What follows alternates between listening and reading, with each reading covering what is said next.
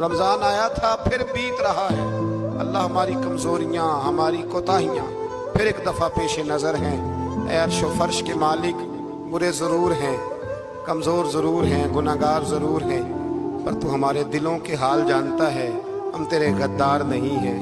اے اللہ ہم صحیح ہونا چاہتے ہیں، ہماری نیتیں بھی ٹھیک ہیں، ارادے بھی ٹھیک ہیں، عمل میں کمزوری ہے، ہم پر ایک رحمت کی نظر کر دے۔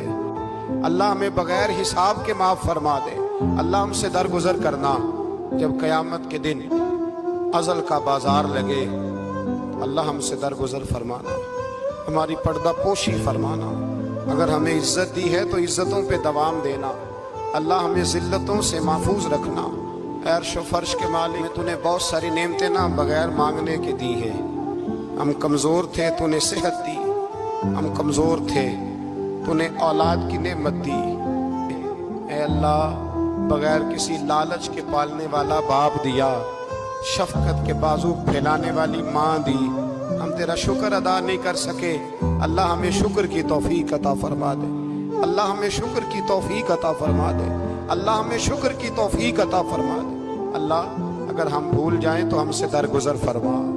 اے اللہ ہمارے حال پہ رحمت۔ بہنیں گاڑیوں میں بیٹھ کے آتی ہیں، اللہ ان بیچاریوں کے کئی دکھ بھی ہیں، ان کی کئی تکلیفیں بھی ہیں، یہ کئی جگہ آزمائش کا شکار۔ ایک بزرگ فون کر کے کہہ رہے تھے بیٹی بڑی پریشان ہے، اللہ کریم سب پہ اپنا فضل فرما دے۔ ہم دنیا کے دھتکارے ہوئے تیرے دروازے پہ آ کے بیٹھ جاتے ہیں، ہماری مدد فرما، ہمیں لوگوں کا محتاج نہ فرما۔ جو بیچاریاں اولاد کے لیے روتی ہیں اور کہتی ہیں ایک بیٹی ہی مل جائے، اس حال میں رہنے کے قابل ہو جاؤں، اللہ ان پہ رحم فرما دے۔ جو جس حال میں پریشان ہے اس کی مدد فرما دے۔ تیرے محبوب کی امت بڑی پریشان ہے۔ اے اللہ ختم قرآن کا موقع ہے، رمضان کی جاتی ہوئی گھڑیاں ہیں، اے اللہ پوری دنیا میں رسول اللہ کے غلاموں کا خون بہ رہا ہے۔ اے اللہ اب تو ہماری مدد فرما، ہماری مدد فرما، ہماری مدد فرما، ہماری مدد فرما، ہماری مدد فرما۔ اللہ غریبوں کی مدد فرما، مجبوروں کی مدد فرما۔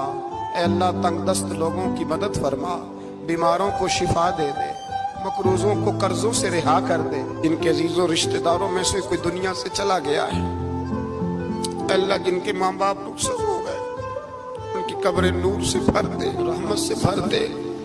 ربنا اغفر لی ولوالدی وللمؤمنین یوم یقوم الحساب۔